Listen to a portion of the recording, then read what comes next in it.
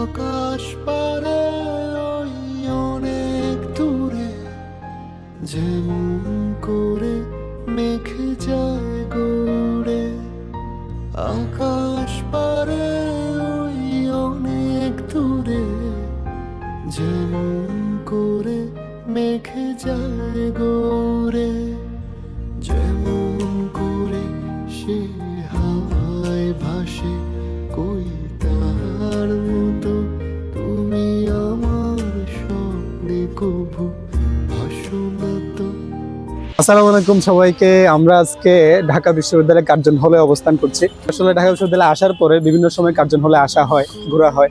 আমাদের আসলে এটা যেহেতু আমাদের ফ্যাকাল্টি না, তো আমরা ক্লাস করি অন্য জায়গায়, কিন্তু আমাদের যে অনেক সময় দেখা যায় আমাদের যে ডিপ্রেশন কাটানোর জন্য আমরা অনেক সময় এই জায়গাটাতে আসি ঘোরার জন্য। এটা অসাধারণ একটা জায়গা। আমরা জানি যে ঢাকা বিশ্ববিদ্যালয় বলতে আসলে আমরা মনে করি কার্জন হলটাই আছে। ঢাকা বিশ্ববিদ্যালয়ের যে একটা বিশাল এরিয়া, সেটা আমরা আসলে অনেকেই জানি না আর কি। এটাকে আমরা মনে করি ঢাকা বিশ্ববিদ্যালয়, আসলে এটা ঢাকা বিশ্ববিদ্যালয়ের একটা অংশ মাত্র। যখন আসছিলে ঢাকা ইউনিভার্সিটিতে চান্স পাওয়ার পরে, তখনকার অনুভূতি কেমন ছিল? আমার কার্জন হলে আসার, ঢাকা ইউনিভার্সিটি চান্স পাওয়ার আগে আমি একবার আসছিলাম যখন আমি এডমিশনের প্রিপারেশন নেই। তো তখন আসার পর আমি খুব কাছাকাছি যাই না। যেমন এই যে আমি এখন যে এই রোডটা ধরে আসতেছি, এই রোডটা ধরে আমি হেঁটে ওই সামনে দিয়ে বেরিয়ে গেছি গেট দিয়ে। আমি খুব কাছে যাই না কার্জন হলে।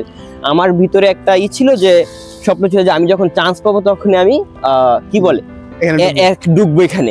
জাস্ট আমি ওই পিছনের গেট দিয়ে ঢুকে এই সামনের গেট দিয়ে বেরিয়ে গেছি এরকম। তো যখন চান্স পেয়ে আসলাম তখন তো অবশ্যই অন্যরকম একটা অনুভূতি। যেমন আমি যখন ভর্তি হইলাম, ভর্তি হওয়ার পর তো আমি প্রায় এক সপ্তাহ টানায় চলে আসছিলাম কার্জন হলে এখানে এগুলো দেখার জন্য, ঘোরার জন্য। তো এই তো আসলে আমাদের যে জীবনের একটা স্বপ্ন, বা আমরা অনেকে এটাকে বলে যৌবনের প্রথম প্রেম দাবি। তা আমি সব কিছু বুঝি না। আমার মেন কথা হচ্ছে যে না, এটা আমাদের জন্য একটা বিশাল বড় স্বপ্ন যে এরকম একটা জায়গায় আসা, পড়াশোনা করার সুযোগ পাওয়া, আরো যে আদার ফেসিলিটিস গুলো আমরা পাই, যে এগুলো সত্যি আমাদের জন্য অনেক। বলা হয় যে ঢাকা বিশ্ববিদ্যালয়ে আসার দুটো ওয়ে আছে। এক নম্বর ওয়ে হচ্ছে আপনি হয়তো স্টুডেন্ট হয়ে আসবেন, না হয় আপনাকে এখানে হলো ভিজিটর হিসেবে আসতে হবে, মানে হচ্ছে আপনি ট্রাভেলার হিসেবে আসলেন। তাহলে আমরা হলো স্বপ্ন দেখতাম যে আমরা এখানে স্টুডেন্ট হয়ে আসব, নট ভিজিটর। আমি এখানে অতিথি হয়ে আসতে চাই না, আমি এখানকার হয়ে আসতে চাই। তো সেরকম ওইভাবে পড়াশোনা করা হয়েছে। সেভাবে পড়াশোনা করে যখন আমি এই পর্যন্ত আসলাম, আসার পর আমি প্রথম দিন এসে তো যেটা কার্জন হলো মেইন ফ্রন্টের সামনে এসে একদম কি করছিলাম, গড়াগড়ি করছিলাম, বুঝছো? একদম গড়াগড়ি খাওয়া শুরু করছিলাম। নিজের একটা জায়গা যে এত কষ্ট করার পরে অ্যাডমিশন টাইমে একটা স্টুডেন্ট খেয়ে না খেয়ে রাত দিন পরিশ্রম করে সেখানে চান্স পায়, এটা এতটা সহজও না আমরা যেরকম সহজ আসলে মনে করে থাকি। স্টুডেন্টের উদ্দেশ্যে যদি বলি, তোমরা যারা স্টুডেন্ট এখানে পড়াশোনা করার স্বপ্ন দেখো, তোমরা একসময় আসবা এই অঞ্চলে, ঘোরাঘুরি করবে, এটা তোমাদের জায়গা।